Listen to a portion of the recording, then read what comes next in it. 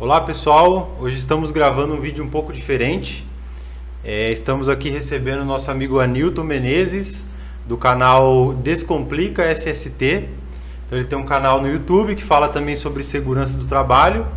E hoje a gente está aqui fazendo uma, como diz os youtubers, né, Anilton? Uma collab. Collab. Você já tinha ouvido falar disso aí, não? Conheço, tá? Nunca ouviu falar disso daí? Esse não é do seu tempo. Não é do meu tempo. Então, pessoal, espero que esse conteúdo seja de grande valia para vocês. Nós vamos disponibilizar esse conteúdo tanto no nosso canal aqui, que é o Café com Segurança, como no canal aí do nosso amigo Anilton Menezes, que é o Descomplica SST. É isso mesmo? Tá certo? É isso mesmo. Bom, primeiro agradeço o convite dos amigos da SETA aqui, Leandro e Marcílio, amigos de longa data, principalmente o Marcílio, que já o conhecia há alguns carnavais. E é um prazer estar aqui. Espero contribuir um pouquinho, a gente trocar boas experiências. Não sei se vou conseguir contribuir com esse collab, mas que vai ser uma prosa interessante e isso vai ser. Vai ser muito bom. Pessoal, o objetivo iniciamos, né, esse vídeo aí, a proposta desse vídeo, por conta do Abril Verde, né? Então a gente sabe que esse é o mês, né, de conscientização aí da parte de segurança do trabalho.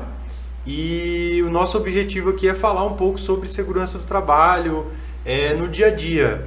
Então nós temos duas realidades aqui, né, Anilton? O Anilton é diretor na parte de segurança do trabalho de uma multinacional. Gerente. Gerente? Aí, Gerente. Eu já estou aumentando seu cargo. Obrigado. E eu tenho uma consultoria em segurança do trabalho, que é a SETA, juntamente com meu pai, né? E nós vamos falar aí de alguns desafios que nós encontramos aí na parte tanto na indústria como na consultoria, nessa parte aí de segurança do trabalho, perfeito? E a gente espera que contribua aí para a sua profissão ou para aqueles que querem vir para a nossa profissão, né? Um bom ponto colocado pelo Leandro, porque até falando um pouquinho do meu canal, o meu foco principal no canal é auxiliar principalmente jovens profissionais na área. A gente percebe que existe uma demanda muito grande de conhecimento. A gente sabe que em um curso técnico ou mesmo numa especialização de engenharia de segurança, no caso são 2 anos, mas são 400 horas. Um curso técnico de segurança gira em torno de 1.200 a 1.400 horas, depende do curso. O profissional ele sai de lá com alguma bagagem teórica, mas o grande desafio é como aplicar isso na prática. Então, tanto o meu canal quanto o do Leandro, do Marcílio, tem por objetivo fomentar um pouco esse conhecimento, trazer um pouco de bagagem prática que a gente adquiriu tanto nos meus mais de 20 anos de experiência profissional dentro das indústrias, trabalhando, quanto o Marcílio e o Leandro com os seus quase 20 anos também. Eu já passei de 20 anos da SETA. Estamos comemorando 20 anos esse ano. 20 anos da SETA. Na verdade, eu tenho menos tempo Você aqui, né? tem Meu menos, pai né? tem mais. Ele Mas começou. são 20 anos da SETA como consultoria, É. então são duas realidades que a gente acho que tem um pouquinho a contribuir, a trocar experiências aqui, e é esse o objetivo, né, Leandro? Ô Anilton, e sabe quando você comentou isso? Se você for observar até os vídeos do nosso canal, são vídeos bem simples mesmo. Então a gente não aborda assuntos muito teóricos ou nenhum assunto, com exceção de um ou outro vídeo que nós subimos lá, são coisas assim bem básicas. Pra você ter uma ideia, a gente tem um vídeo aqui para edição que vai falar como preencher uma ficha de EPI. Porque já é um desafio que a gente tem na consultoria. Porque muitos dos nossos clientes, eles não sabem nem preencher uma ficha de EPI. Porque são clientes de pequeno porte, às vezes de médio porte, que às vezes é um RH que vai lidar com isso. E o RH não tem, às vezes, esse conhecimento para falar, poxa, se eu não preencher devidamente uma ficha de EPI, a cada 3 meses, por exemplo, com um protetor auditivo, o meu patrão ele pode levar um processo trabalhista pela falta de entrega daquele protetor auditivo naquele período. E o nosso objetivo, basicamente, é começar pelo menos o canal. É lógico que a gente com certeza vai evoluir nos conteúdos, mas é começar com o básico do básico mesmo, para justamente fomentar essa galera que está querendo entrar na profissão, ou que já está, mas que tem, né, ainda não conseguiu ainda comer o alimento um pouco mais sólido, né? Isso é importante, o Leandro colocou do básico, porque às vezes o básico também precisa ser dito. Eu tenho muitos colegas que iniciaram na área de segurança do trabalho lá atrás, por volta de 2005, 2006, mais ou menos a época que eu comecei, e ainda nós estamos falando de coisa de já 13, 18 anos atrás, né?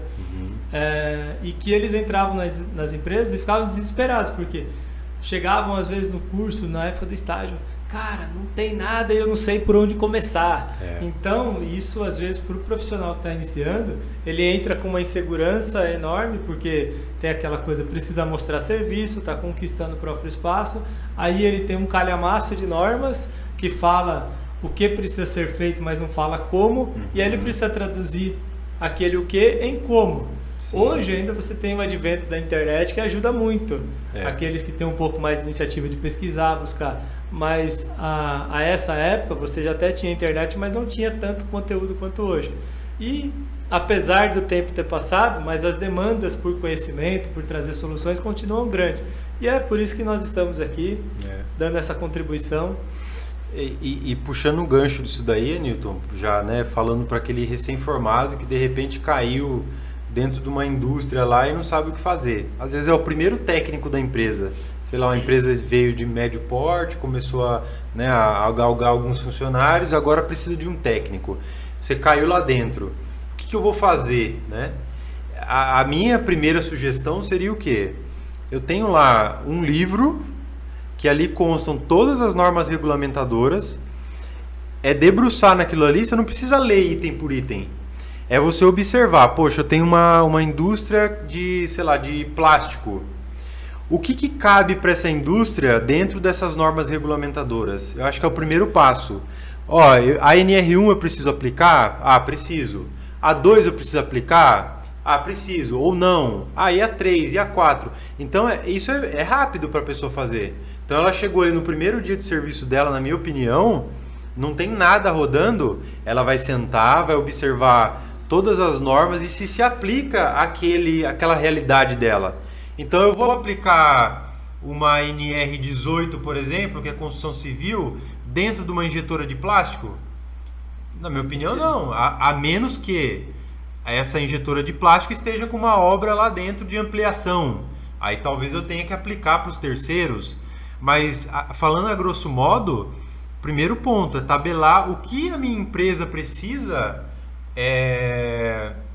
atender dentro das normas regulamentadoras. E é óbvio, né, que existem outras leis à parte, mas eu acho que o início de tudo seria isso. A gente nortear, e isso você consegue fazer no seu primeiro dia de trabalho. Exato. Eu costumo até... Tem um grupo de WhatsApp também que a gente recebe muitas demandas, muitas consultas e aí é um grupo muito bacana que hoje tem perto de 300 pessoas, então há uma contribuição muito forte entre as pessoas. Mas uma coisa que eu recomendo aos jovens profissionais que estão chegando, chegou em uma empresa, primeiros dias, primeiras semanas, primeiro ou segundo mês, porque depois disso também tem que começar a mostrar algum serviço, né? Mostrar a que veio, mas se eu pudesse deixar alguns recados, conheça os processos da empresa, o que ela faz, por onde que entra a matéria-prima, o pedido, por onde que ele passa, qual a sequência do processo produtivo que ela tem. Depois conheça as pessoas dentro que desenvolvem esse processo, muito importante, conheça as lideranças, independente do porte da empresa. Claro, empresas mais bem estruturadas, elas vão ter uma estrutura hierárquica mais robusta, com mais pessoas. E bem clara, né? E bem claro. E às vezes tem empresa menor que empresas não vai ter menores claro. Que tem um cara lá que é o manda-chuva, mais uns 2, 3 que são os famosos, fazem de tudo. Mas conheçam essas pessoas, vejam o que elas fazem e principalmente vejam como você pode ajudá-las. Entenda que assim, por muito tempo a área de segurança do trabalho ela foi tratada com um certo preconceito porque eram conhecidos como os burocratizadores, aqueles que chegavam para atravancar as atividades. Trazer trabalho para o dono da empresa. Trazendo trabalho, ou às vezes atrapalhar o fluxo das atividades, despesa.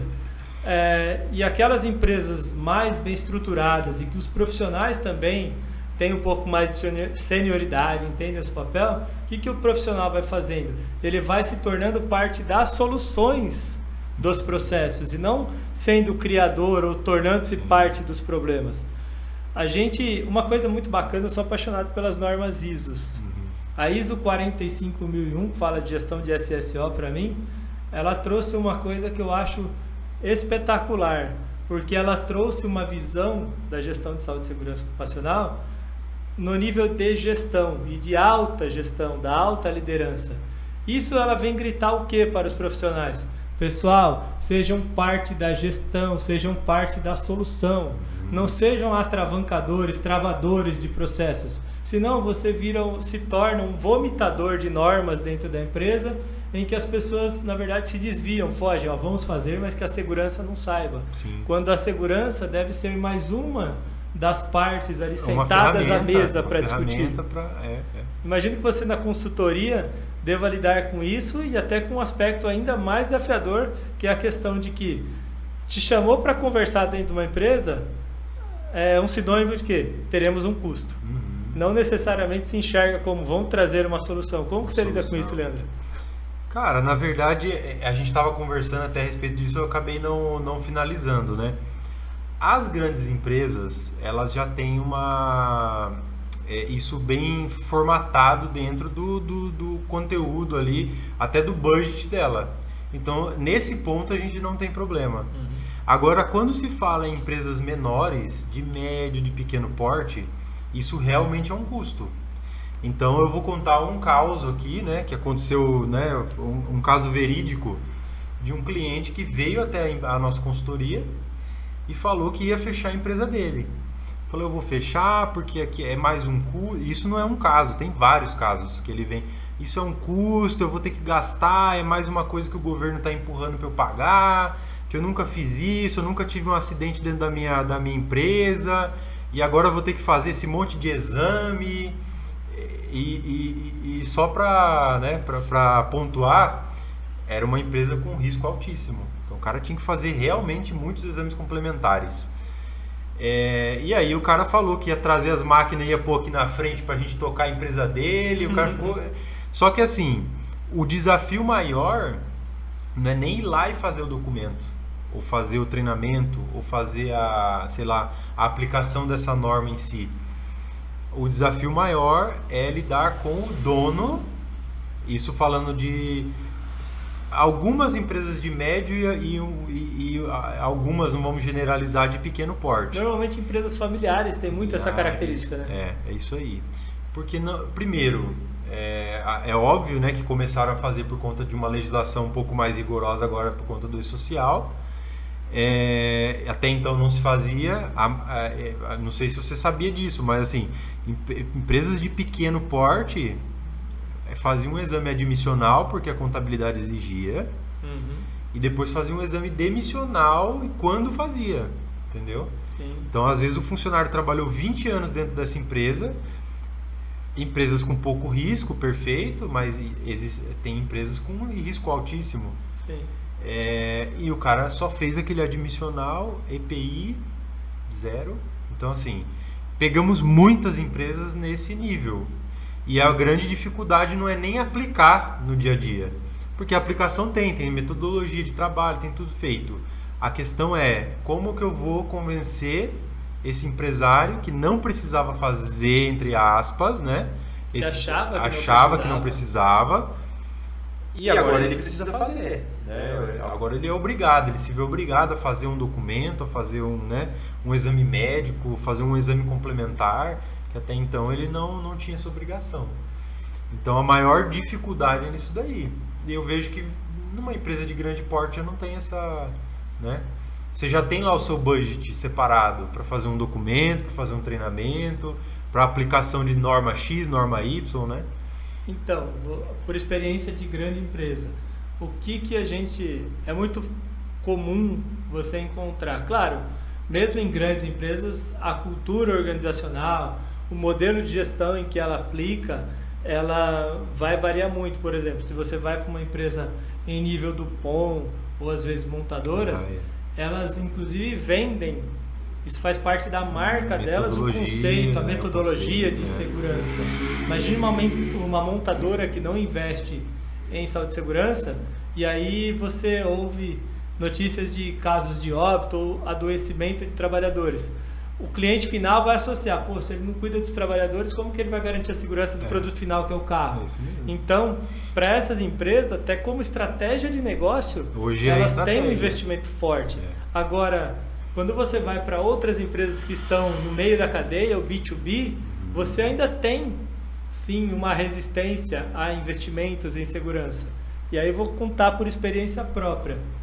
Meus primeiros anos na empresa onde eu atuo hoje, eu entrei como técnico, hoje eu gerencio a área de segurança e meio ambiente. O que acontecia?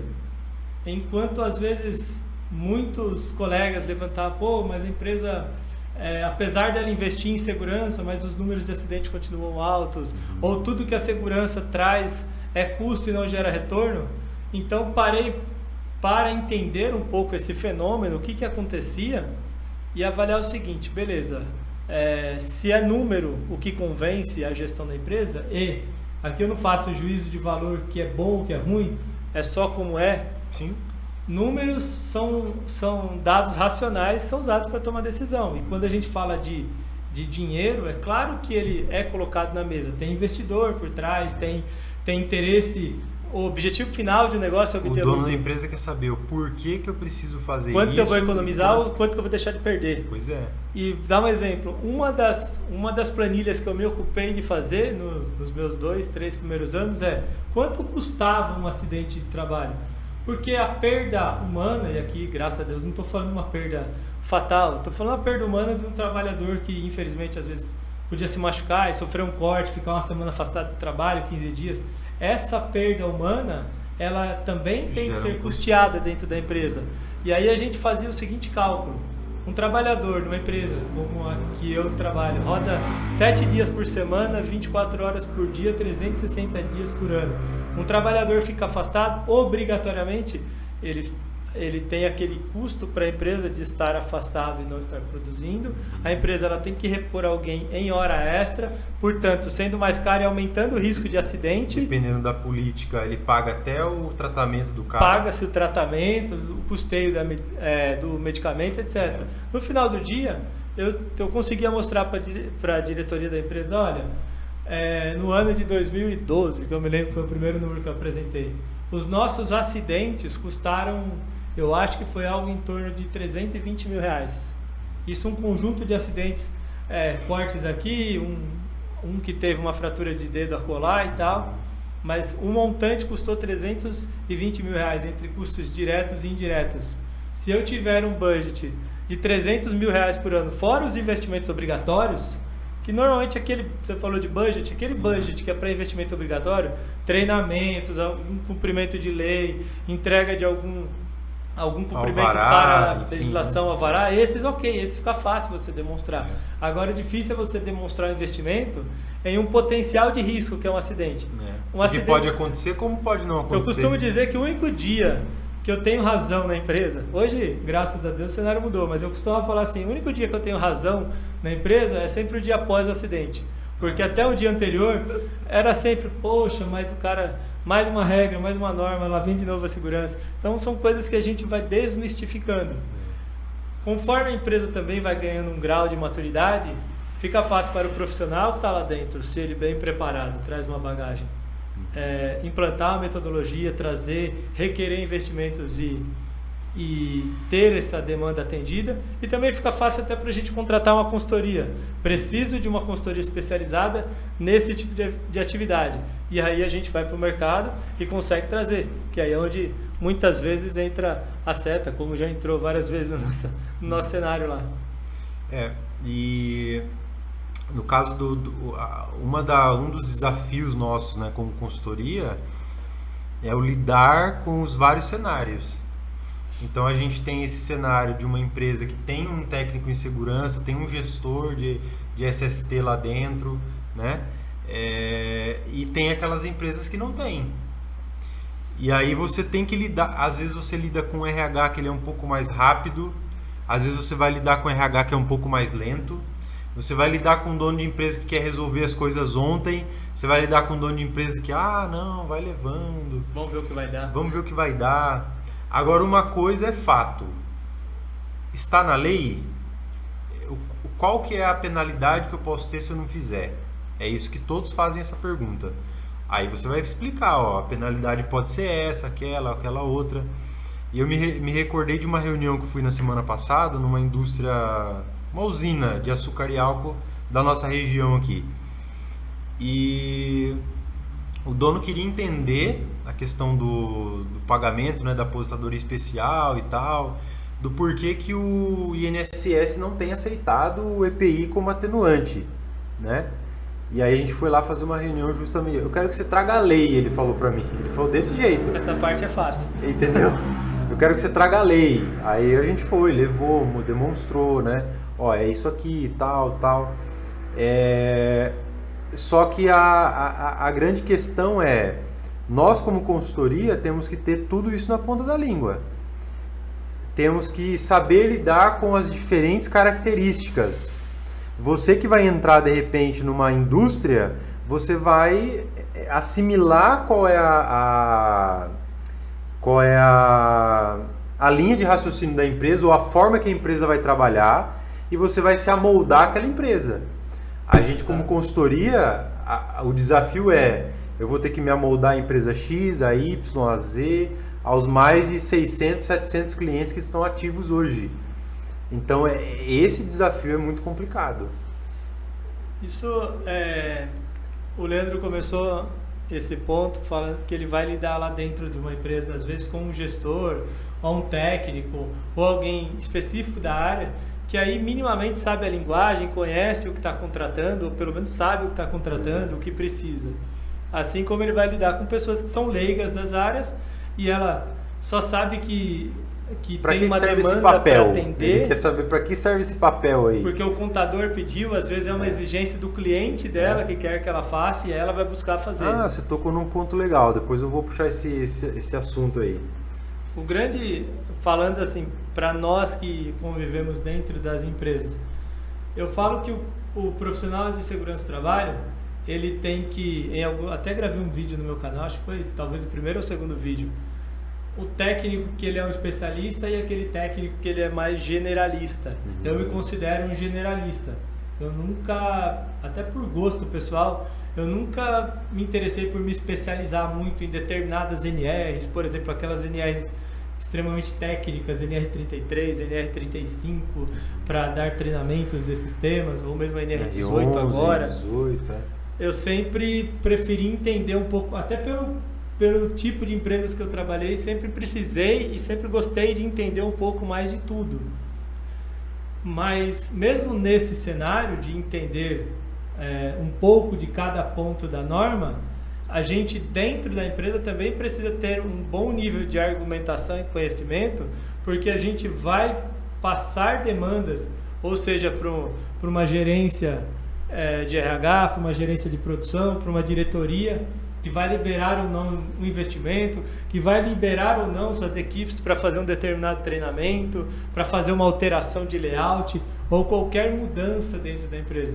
Então, o técnico, o engenheiro, o profissional de SSO, de uma maneira geral dentro da empresa, ele tem que, primeiro, ele mesmo estar convencido de que aquilo precisa ser feito, seja pela prevenção da saúde e da segurança dos colaboradores, quanto para o resguardo legal da empresa. Aqui faço um outro parênteses. O profissional de segurança, eu aprendi com o professor Gilberto Mas Hurtado, eu acho que ele vai ver esse nosso vídeo. Ele falava que o técnico de segurança ele tem que ter dois papéis, é o prevencionista e o legalista. Então, em algum momento, ele tem que ser prevencionista, resguardar a saúde, a segurança dos trabalhadores e criar meios para isso, mas em outro momento ele tem que ser legalista, entender o que a lei pede e como aplicá-la. E a gente dentro da empresa convive com esses dois papéis diariamente. Hoje são muito mais papéis, hoje às vezes tem que ser psicólogo, tem que ser ouvinte, tem que ser intermediador, tem que ser uma série deles. Na consultoria isso acontece também, né? Rapaz, na verdade assim, ó, é demais, porque a pessoa espera que nós saibamos de tudo, né? E o legal da consultoria nesse ponto, sabe o que é, Newton? É que a gente não sabe tudo, né? A gente não sabe, só que a gente sabe onde consultar, né? E aí a gente tem que estudar. Então, às vezes o cliente liga, e isso eu falo sempre para os técnicos, principalmente os que estão iniciando aqui na consultoria. Então, um exemplo, eu chego e falo assim, pessoal, se um cliente chegar para você e te fizer uma pergunta a qual você não sabe responder, você vai falar assim, olha, eu não tenho ciência desse item, eu vou verificar e vou te dar uma resposta mais assertiva. Então, é sempre dessa forma que a gente lida. Por quê? O cliente ele realmente espera que a gente sabe destrinchar. Você tem a solução na palma da mão. É óbvio que as coisas mais do dia a dia você vai saber falar de bate-pronto para a pessoa. Ó, item tal, né, da norma tal, vai falar tal coisa. Mas tem coisas que, meu amigo, olha o tamanho da nossa legislação, é muito grande. Fora NBRs, fora, enfim, tem um calhamaço de legislação que a gente tem que entender para aplicar ela. E o técnico, geralmente em segurança, na minha opinião, o bom técnico, ele é generalista. Ele vai ter que saber contratar. Então ele vai, ó, esse cara aqui, ele vai fazer esse trabalho aqui, esse aqui é bom para fazer tal coisa, então esse cara entende muito de tal assunto, vamos chamar esse cara para perto. Então é isso que o generalista ele vai fazer, que é a pessoa da indústria. Uhum. E a gente, como aplicador da norma, ou a pessoa que vai lá executar, a gente tem que estar afiado naquilo que a gente vai fazer, né? Na minha opinião, ter bons equipamentos, né, que atenda, que não vai te deixar na mão lá na hora de uma medição, treinar bem a equipe de treinamentos em si, né? Então eu tenho uma equipe aqui hoje que eles ministram treinamentos, então eles têm que estar sempre participando. Para eu formar uma pessoa aqui, por exemplo, eu tenho pessoas que estão entrando, né? Eu ponho elas para treinar com o meu pessoal mais antigo. Então eles participam dos treinamentos do pessoal mais antigo. Enfim, então tem todo um trabalho por trás para eu formar um cara, um consultor dentro da minha consultoria, né? Porque hoje a gente não consegue atender cara a cara todos os clientes. Sim. Então eu tenho os meus braços, os meus tentáculos, e eu preciso formar muito bem eles para que eles sejam a minha boa apresentação lá fora, né? Então eu tenho os técnicos que atendem as empresas maiores, eu tenho os técnicos que atendem as menores. Quando o técnico está ingressando na minha consultoria, o que eu geralmente faço? Eu ponho ele para atender só cliente avulso. Ó, esse cliente aqui e de pequeno porte. Cliente avulso de pequeno porte. Por quê? Ele vai pegando o jeito. Pela baixa complexidade. Pela baixa complexidade. Então ele vai lidar com todas as demandas, né? Ele já vai ser perguntado, né? Voltando à sua pergunta, ele já vai ser indagado sobre alguns assuntos, só que com uma gravidade menor, com uma complexidade menor. Então ele já vai pegando aquele jeito. Ah, essa pessoa está aqui 1, 2 anos, ele já vai subindo. Aí eu já ponho ele para atender clientes de contrato, por exemplo. Então esse cliente de contrato vai separar para tal técnico. Então é a forma que a gente costuma trabalhar. Para quê? Para que eu tire um pouco da nossa carga também, né? Da minha e do meu pai. Então o técnico, ele contrato, Anilton, hoje a gente conseguiu tirar 99% do peso das nossas costas. Entendi. Os meninos que atendem contrato, praticamente 100% dos problemas eles resolvem. É uma outra coisinha que a gente tem que ir lá, entrar, intervir, ou às vezes eles consultarem a gente porque não tem aquele conhecimento daquele item, ou muitas vezes eles discutem junto com a gente aqui, porque pensa, é uma equipe de 7 pessoas hoje, de técnicos. Então a gente discute às vezes lá na sala, conversa, ó, isso aqui, cara, eu acho que é dessa forma, não, isso aqui eu acho que é assim. Aí às vezes a gente chega num denominador comum, vamos aplicar dessa forma, né? E já na indústria eu acho que não tem muito isso, né? Ou não? Como que é lá? Essa discussão de norma, vocês têm isso lá? Tem demais, até legal. Porque assim... É que você tem uma equipe boa lá também, né? Particularmente na indústria onde eu trabalho, onde eu sou gerente de área, a gente tem uma discussão técnica bastante forte, e aí é por característica pessoal. Nós já trabalhamos juntos, você já me conhece um pouco. Eu falo para os meus técnicos assim, eu simplesmente não consigo conceber, admitir que eu vou contratar uma consultoria, você vai entender o que eu vou dizer. e vou trazer 1, 2, 3 técnicos de fora e vou fazer o meu PGR, por exemplo, e esses consultores, por melhores que sejam, eles vão conseguir mapear, identificar as coisas que a minha equipe interna não tenha sido capaz de fazer ao longo do ano. Obviamente que eu vou contratar uma consultoria, eles vão fazer, até por a mesma questão de demanda de tempo. Mas eu costumo dizer que a minha equipe interna que está lá todos os dias, 5 dias por semana, 9 horas por dia, eles têm por dever conhecer, trazer o consultor e pedir uma análise mais técnica e usar do conhecimento especializado. Olha, esse risco químico, eu devo avaliar, não devo, qual que é a metodologia apropriada, traga para mim o resultado, porque eu tenho ideia de que isso aqui pode ser até algo nisso complexo. você vê, a metodologia muda de laboratório para laboratório. Exato. Não sei se você tem esse, né? Sim, esse sim. tem, né? Por exemplo, tem laboratório que você vai analisar, sei lá, fumos metálicos. Um laboratório vai te mandar um critério, o outro vai te mandar outro totalmente diferente. Tem isso também, entendeu? Exato. Aí, Então, nesse mérito técnico, obviamente, para fazer como equipe interna, se você se prende a isso, a equipe deixa de atender uma série de outros fatores. Mas eu falo que a minha equipe tem que saber o que precisa conhecer o risco. Se o cara está que vai ser avaliando emitido, certo, se não está, né? Exatamente, para Tem que ter uma noção do que ele está faz contratando, sentido né? o que ele está avaliando. Então, essa parte eu acho que é muito importante. O profissional da segurança, e aí eu digo independente do porte de empresa que ele trabalhe, porque eu falo que a gestão de carreira ela é responsabilidade profissional, não é de responsabilidade da empresa. Sim, Digo isso porque às vezes eu vejo muitos colegas de profissão reclamando da área, falando que está desiludido, etc., com a área de segurança e tal. Aí eu até convido esses colegas, tem que fazer uma reflexão, então, se é isso que ele quer para a vida dele. Anilton, posso tocar num ponto? Eu acredito que foi nesse grupo que você comentou, fala o nome do grupo aí, de repente o pessoal quer entrar também, a gente pode até deixar o link lá na descrição do vídeo. Puxa, vamos dar uma SST, buscada. quer ver? Eu tenho aqui, eu acho que é esse grupo que SST na prática? SST na prática, é esse mesmo. É isso aí. Perfeito. A gente pode deixar o link também na descrição. Nesse grupo do SST na prática, teve um profissional falando assim, ó. Aí você vai me falar o que você acha disso. Vamos assinar ou alguma coisa assim de um abaixo assinado ou falar alguma coisa para que exista um piso salarial dos técnicos em segurança no valor de 4.000 e alguma coisa. Reais. Acho que é isso aí. Eu vou dar minha opinião primeiro, depois você expressa a sua.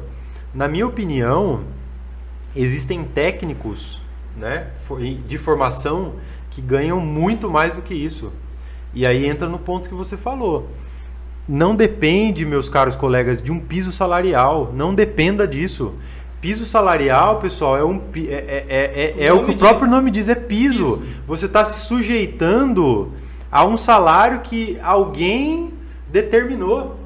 Determine você, como profissional, o seu salário, né? Vamos gerar valor, vamos entregar mais às vezes do que o dono da empresa pediu para você. Com certeza, ao longo da jornada sua de trabalho, você vai ser muito mais remunerado do que um próprio piso salarial. Uma coisa, eu entendo, Leandro, até porque nós estamos no Brasil e a gente sabe das dificuldades em todos os contextos que esse país tem, né? Inclusive cultural, educacional, político, etc. Mas não vamos entrar nesse mérito. Sim. Mas eu entendo que uma grande maioria das categorias profissionais, incluindo-se o técnico de segurança, é necessário que haja um piso, sim, para minimamente proteger esse profissional que buscou uma qualificação. Uhum. E já existe. O valor do piso vai variar muito de Indústria, regionalidade, porte de empresa, etc. é. Mas o grande ponto isso eu tenho muita tranquilidade de falar, o mercado de trabalho, assim como qualquer outra ecossistema da natureza, existe uma seleção natural da espécie. Isso vale para os animais da natureza quanto para o mercado de trabalho. Por mais louco que pareça, os melhores vão ficar, os melhores vão se sobressair, os melhores vão conseguir as melhores oportunidades naturalmente. E aqueles que não se qualificam, que não buscam estudar, não buscam se capacitar, que não estão abertos e atentos às oportunidades, vão ficar para trás. E um ponto legal, eu vou dar um exemplo da indústria que eu vim, que é a última indústria que eu trabalhei. era uma multinacional também, e existia lá os técnicos em segurança, mas você não imagina o quanto eles se capacitavam internamente para conhecer processo, para conhecer isso, para gerar valor dentro da empresa. Por quê? O cargo, 1 ou 2 cargos acima deles, ganhava 15 mil por mês, entendeu? Aí o que acontece? É óbvio que dentro de uma indústria o negócio é um pouco mais, né? Dependendo da empresa que você vai, é cão comendo cão, né?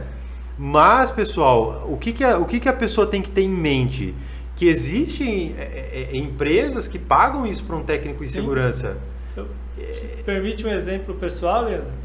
Eu entrei na empresa onde eu trabalho como técnico. E isso acontece em algumas ou várias outras empresas. Tem vários exemplos assim. E hoje eu gerencio a área. Mas daria para contar nos dedos. E se você for fazer uma busca no LinkedIn, dificilmente você vai conseguir uma vaga de gerente em uma área dessas que uma qualificação mínima não seja uma engenharia. E aí o que eu tiro de lição disso? Eu preciso continuar. Obviamente, para uma contratação, o currículo ele é pré-determinante, porque tem uma qualificação necessária que você precisa atingir para ter. Mas depois que você está dentro, aí, cara, é o seu preparo, a sua capacidade de dar respostas. É isso aí. E um exemplo pessoal nessa de se qualificar, nunca me atentei muito a piso, essas coisas, óbvio. Eu fui trabalhar na área de segurança do trabalho depois de 15 anos de carreira, onde eu era metalúrgico, eu era encarregado em uma metalúrgica, em produção, então eu tinha um bom salário na época bem maior do que o piso do técnico, e decidi fazer essa transição de carreira. Pô, quero ser técnico, é algo que eu fiz, comecei a fazer o curso, me apaixonei pela área e fui. E eu era um cara que, no meu horário de almoço, enquanto eu estava nessa metalúrgica trabalhando, os colegas iam pro bar na esquina jogar bilhar, ficavam jogando conversa fora. Eu era aquele maluco que assinava a revista Proteção por conta própria e ficava lendo a revista na hora do almoço, lendo jurisprudência, vendo as novidades da área. Se capacitando. Então isso me trouxe uma bagagem que depois, anos mais tarde, foi o que me capacitou, me qualificou a ocupar a posição de gerente na minha área. Não existia uma gerência de segurança. E Anilton, conta pra mim, foi da noite pro dia que você virou gerente lá ou não? Depois de 10 anos de muito sangue, suor e lágrimas. Tá vendo? É isso aí. Não existe milagre, né? Existe muito esforço por trás das coisas. Principalmente o pessoal mais novo, a juventude, né, que a gente quer influenciar aí com esse conteúdo nosso, eles acham que é tudo muito rápido, né? Mas hoje o Anilton é gerente de uma grande empresa, eu tenho a minha consultoria. É óbvio que o Anilton ganha muito mais do que eu, mas assim, a gente suou um pouco para chegar. Que esse vídeo era pra gente falar sério, mas tudo bem. Mas aí o que acontece, pessoal? Nada cai do céu, nada é da noite pro dia. Então você vai ter que realmente, você viu, o Anilton falou, para eu chegar no cargo de gerente, foram 10 anos de suor, né? É suor, é tempo, é lágrima, é noite mal dormida. É a mesma coisa na parte da consultoria. Exatamente. Você não começou 20 anos, você estava me contando algumas histórias que não vem ao caso Você aqui. quase chorou, né, Anilton? Bastante. Mas é mais ou menos por aí, é isso aí. É que para você construir uma bagagem e se posicionar dentro do mercado, seja dentro de consultoria, dentro de uma empresa, você construir a sua reputação, a sua bagagem, você ser reconhecido, leva tempo. Você pode reduzir um pouco esse tempo?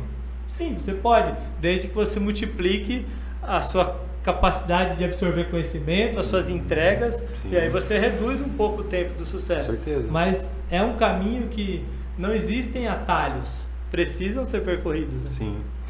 E voltando um pouco à questão, né, do nosso intuito, que seria o Abril Verde, dentro da indústria, Nilton, o que você acha que ainda falta, de repente, para o empresário, ou para uma cultura, para que realmente o Abril Verde seja aplicado, né, em abril e nos demais meses, né, do ano? Porque a gente sabe que é só uma campanha de conscientização, né?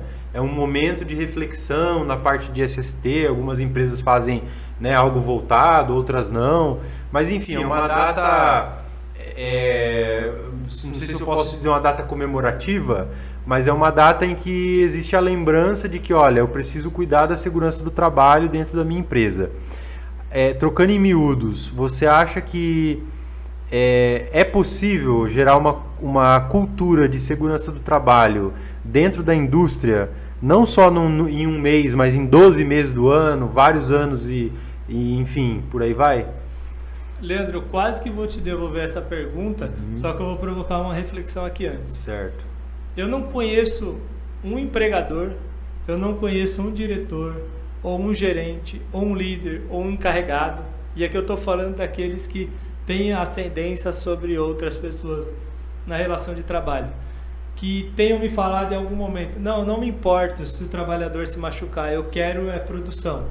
Não conheço um que tenha me falado e eu duvido que você tenha conhecido algum empreendedor não, nesse ponto não. Que fale, não tem problema se a pessoa se machucar. Ninguém em sã consciência quer que outra pessoa se machuque nas suas atividades. Eu não conheço um trabalhador que saia de casa de manhã falando, quer saber, se eu me machucar hoje, tanto faz, eu não ligo para isso. Não conheço.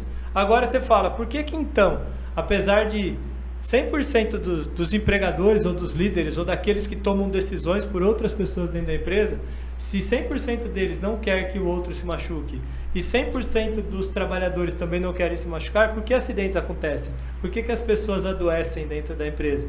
Aí eu tenho uma teoria por trás. Isso acho que vem da formação cultural do nosso país. E a gente, até como alguém de voz aqui, que nós estamos alcançando ainda aqui um pequeno público, mas a gente é agente de mudança, culturalmente nós brasileiros, nós não fomos educados a cumprir normas, a respeitar regras, a fazer o que é certo mesmo quando outras pessoas não estão olhando. E aí quando isso acontece, você vai para um ambiente de trabalho. O Leandro é engenheiro de produção por formação, eu também tenho uma trajetória na área da produção. Você define um processo lá, que o processo ele tem a etapa 1, a 2, e a 3, a 4 e a 5. E essa é a etapa segura e é assim que ela deve ser feita. Aí o trabalhador, ele criativo como e o brasileiro é muito criativo, ele descobre que se ele pular a etapa 2 e a 3, fazendo a 1, a 4 e a 5, a atividade, mais rápido. A atividade termina do mesmo jeito. Ele fala, opa, então vou fazer assim.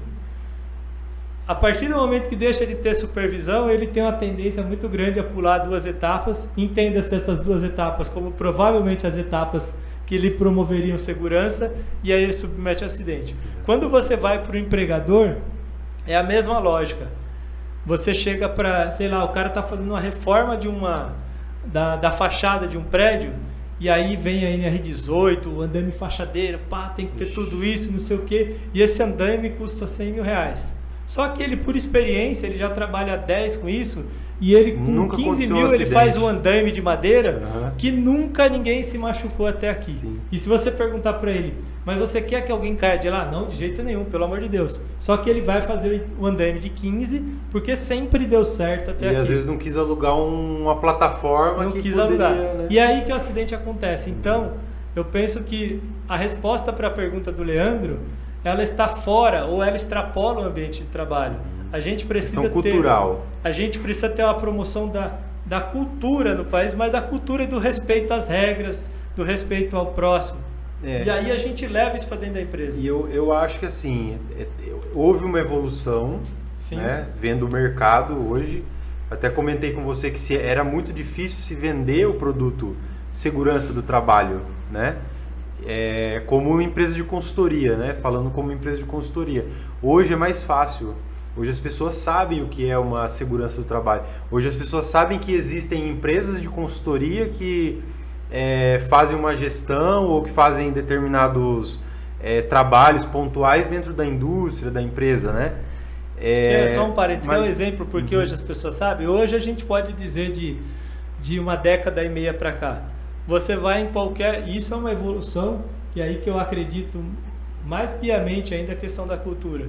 De 15 anos para cá, praticamente todos os cursos em nível superior, ou mesmo em nível técnico, de engenharia, de administração ou qualquer área correlata, ela tem pelo menos um módulo, uma disciplina, um semestre que fala de segurança do trabalho. E aí esses profissionais formados há 15, 18, 18 anos para cá, eles minimamente vêm para dentro da Tem empresa, uma estão noção ocupando do que cargos de liderança, Exato. de gestão, e eles têm pelo menos a noção de que esse tema precisa ser tratado dentro da empresa. Você percebe como há uma mudança de cultura aqui atrás da formação que começa a reverberar dentro da empresa? É o caso do cinto de segurança. O cinto de segurança. É uma geração lá atrás que não usava.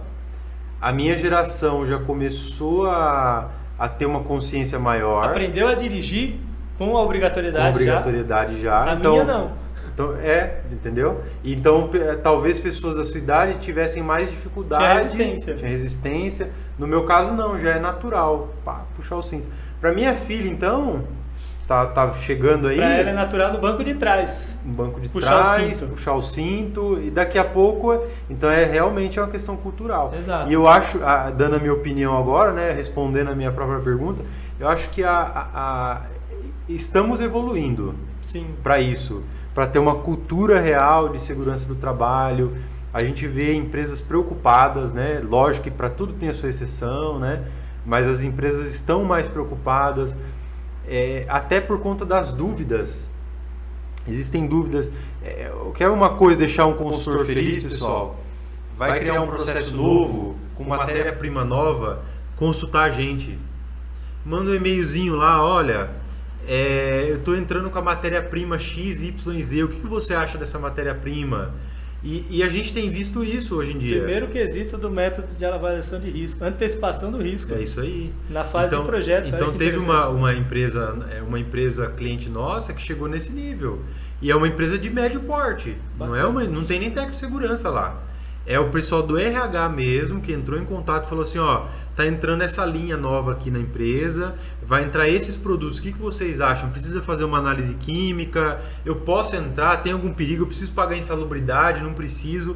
Olha a consulta que ela fez. Então você vê que é uma cultura mesmo que está se mudando, está se melhorando dentro da nossa área, né, de segurança do trabalho. Agora, Leandro, qual foi o caso mais desafiador ou o caos mais diferente que você pegou nesses anos todos de consultoria aí, cara? Rapaz, pergunta difícil, hein? São tanta coisa que a gente... Engraçado. Teve um que falou que ia colocar os boi dele para pastar aqui porque ele não ia saber o que ia fazer para pagar esse monte de lei que ele tem que cumprir. Esse foi o mais engraçado. Podia pagar consultoria em boi. Esse é de sítio, Podia pagar consultoria em boi, né? Então, quem atendeu foi meu pai, esse rapaz. Ele falou, eu vou colocar meus boi aqui tudo para você, para pastar aqui, que vocês vão ver o custo que é para cuidar disso daí e tal. Esse foi o mais engraçado. Agora, desafio, rapaz, vamos ver aqui. Rapaz, a gente tem uma unidade móvel, né, de saúde ocupacional e a gente faz exames fora. Eu acho que esse desafio foi bacana. Eu gostei do resultado final também. Então a gente leva essa unidade móvel para os clientes e a gente levou a unidade móvel, uma equipe de 5 pessoas para uma cidade chamada Massaguaçu, que fica lá em Caraguatatuba. Sim, então sim. Daqui lá dá com a van, que ela é meio lenta para andar, umas 5 horas a 6 horas de viagem. Então a gente levou toda essa equipe lá. Teve muito percalço lá por conta de acomodação. A gente viu o hotel a minha esposa até que contratou o hotel, ela viu as fotos. Nossa, teve uns casamentos lindos no local. Quando a gente chegou lá, horrível o hotel. Horrível. Pra você ter uma ideia, chovia no hotel, molhava todo o quarto. Então assim, a experiência ruim na questão do atendimento lá no local. Mas quando a gente chegou lá para atender o cliente, a gente conseguiu fazer, se não me falha a memória, mais ou menos aí uns 140 ou 150 exames com eletrocardio, eletroencéfalo, coleta de sangue, tinha o raio-x, tinha a espirometria, e a audiometria e o atendimento clínico. Tudo na van. Não é na van, né? A gente leva a van pro raio-x no caso, né? Aí os equipamentos, como são portáteis, a gente utiliza algumas salas, né? Entendi. Que é a gente analisa as salas lá, né? falou, vamos fazer nessa tal exame, e a logística acho que foi tão boa, a gente conseguiu fazer esse exame em 2 dias de trabalho. Então é muito exame, cara, mas foi assim, ó, suado demais. A equipe, assim, né, eu agradeci eles na época, mas assim, foi um desafio porque eles queriam fazer nesses 2 dias, né, porque era um prazo lá que eles tinham para cumprir lá com a entrega desses exames. É óbvio, né, que o médico não tinha o tempo hábil, né, para estar analisando os complementares ali na hora, então ele via as funções lá do trabalhador, fazia as anamneses e tal, e ele vem para o backstage depois com todos esses resultados para fazer análise e ver, ó, esse aqui precisa encaminhar para fono, esse aqui precisa encaminhar para, sei lá, um cardiologista, esse aqui precisa encaminhar para um oftalmo. Então todo esse trabalho vem depois desses 2 dias, é lógico. Mas a coleta de exames, né, que seria fazer aquele exame no local ali, a gente conseguiu fazer nos 2 dias. Então esse foi um desafio que a gente conseguiu atender e foi bacana. Foi bem suado, o pessoal chegava assim, entrávamos, eu não me recordo assim, mas umas 6:30 da manhã lá no local e saíamos de lá 6 horas da noite, exausto. Parava assim, o pessoal parava meia hora para tomar café, para almoçar e por aí vai, e já voltava a fazer exame. A equipe muito boa, assim, fazendo um rodízio, enfim. Foi um desafio bacana esse daí. Diferente, né? Porque diferente.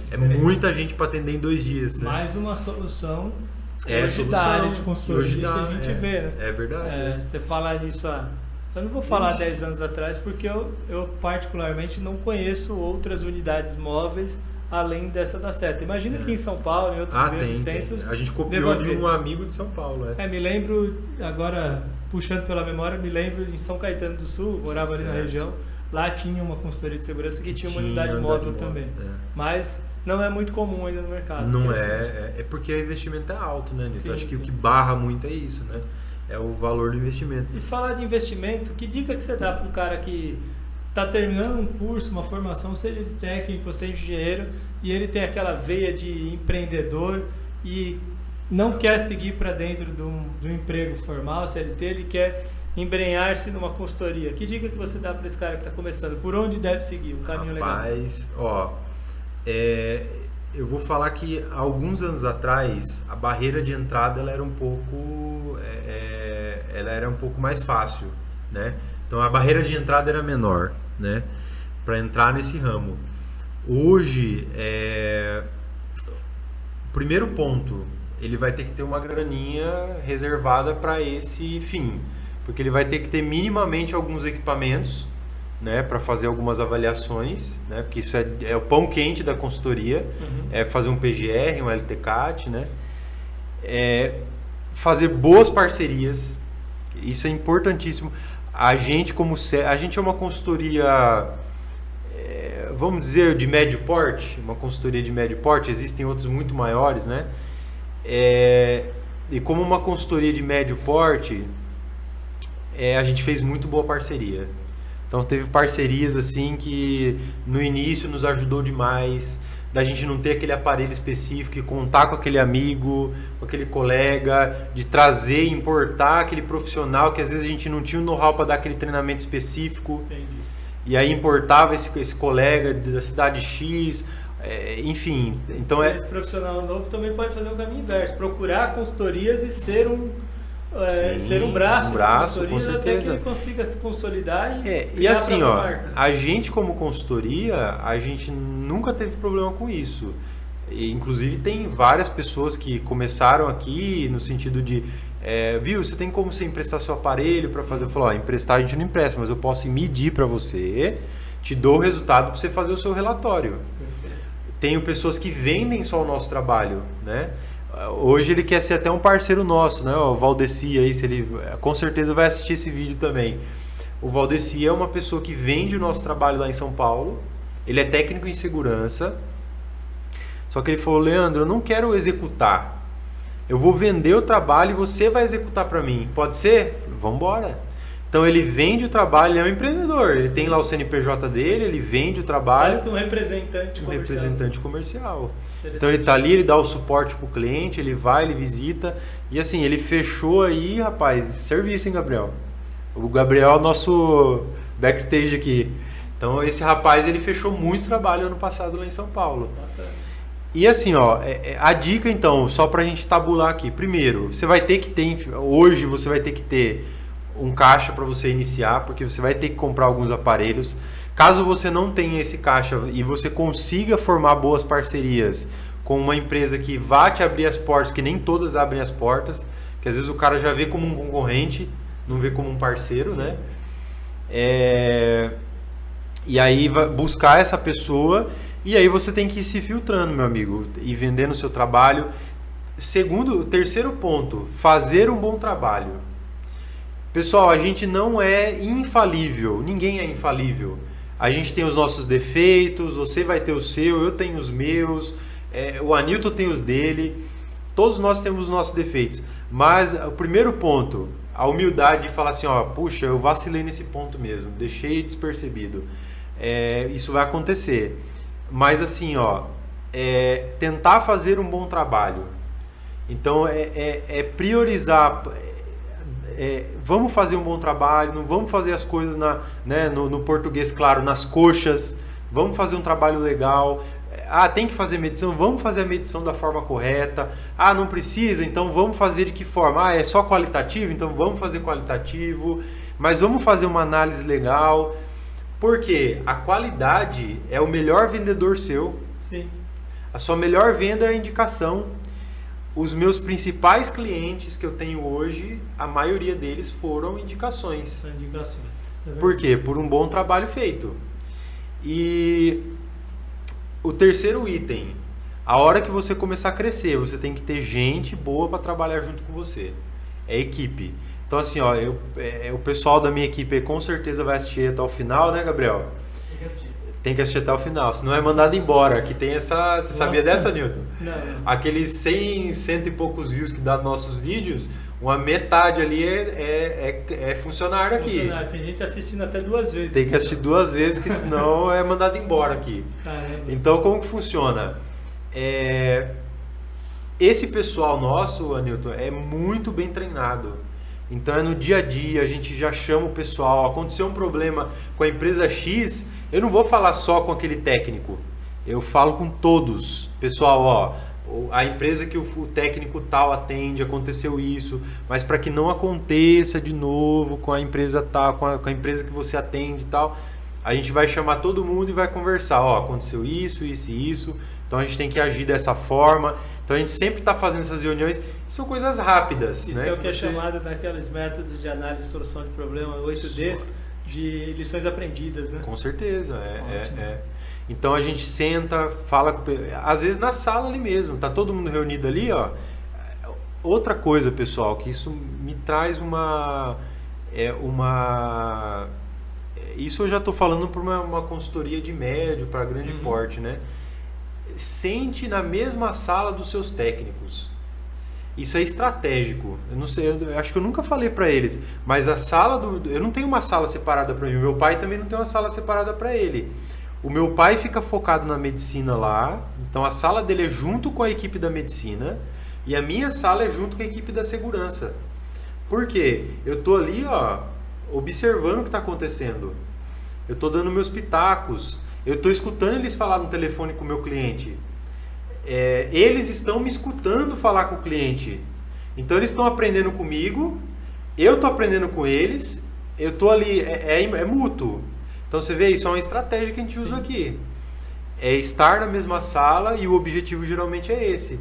Ó, tá todo mundo aqui, agora eu vou tratar desse assunto. Pessoal, ó, aconteceu isso, isso e isso, a gente vai começar a resolver dessa forma e a gente sempre está se reunindo. Perfeito. Então, primeiro ponto então, pessoal, vamos lá, que eu sou bem prolixo, né?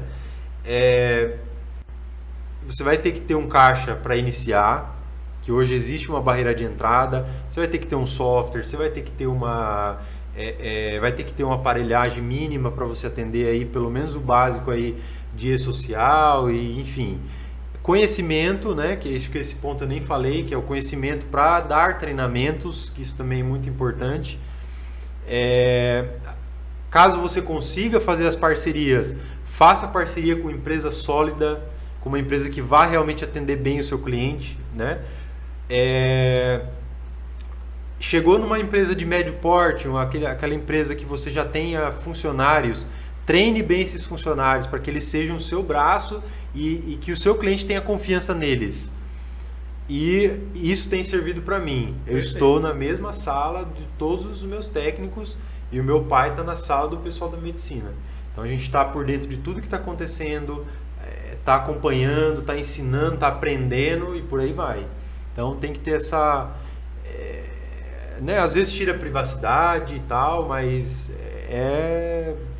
precisa falar alguma coisa específica, sai da sala. Transparência, coloca todo mundo na mesma página para tratar os assuntos. Isso acontece comigo dentro da empresa também. É importante que eu falo que os processos devem acontecer aqui, eles têm que rodar com a sua presença ou sem. Sim. E aí, estando todos no mesmo ambiente, participando da mesma conversa, inteirado do que está acontecendo, na ausência de um, o outro é capaz de suprir um problema que um teve, o outro pode trazer a solução, aprender com aquilo. Então realmente é uma boa dica, né? É isso aí. E pessoal, eu acho que foi bom rendeu papo, a prosa, né? Rendeu, acho que deu quanto tempo aí, editor? 1 hora. 1 hora. 1 hora de prosa. E tem muito mais, mas acho que a gente pode parar por aqui. Agora, para vocês, são exatamente 15 para as 9 da noite, pessoal. A gente está gravando aí à noite, né? Sim. Então, a gente agradece a todos que ficaram até o momento, né, Newton? Exato. Espero que tenha servido para o pessoal, para colaborar aí. A gente falou de vários assuntos. Pesque aquilo que você achar que é bom para você, aquilo que não for, né? Exato. Como tudo na vida, absorve aquilo que isso é bíblico, inclusive. Verdade. Né? Examinar de tudo, retém o que é bom. Retém o que é bom, é isso aí. Então, é isso, pessoal. Também agradeço a participação, agradeço o convite, Leandro. Coloca à disposição para outras oportunidades. Vamos sim, com Peço certeza. que vocês curtam, sigam o meu canal Descomplique SST, deem aquele joinha, se inscrevam e tudo mais que isso pede. E a gente vai produzir conteúdos interessantes para todos, contribuindo com o enriquecimento da área, né? Que eu acho que é o principal objetivo. Quanto mais forte a nossa área em conhecimento, mais fácil brigar pelo piso, mais fácil brigar por essa cultura de segurança e dar a nossa contribuição social. Eu acho que, acima de tudo, o profissional da área de segurança, ele dá uma contribuição social muito importante, que é devolver o trabalhador em condições, como diria também o professor Gilberto, em condições de ser utilizado em casa pela família. No bom sentido, é claro. Legal, essa foi boa, hein? Maravilha. Pessoal, forte abraço. Obrigado, viu? Forte abraço, pessoal. Até a próxima.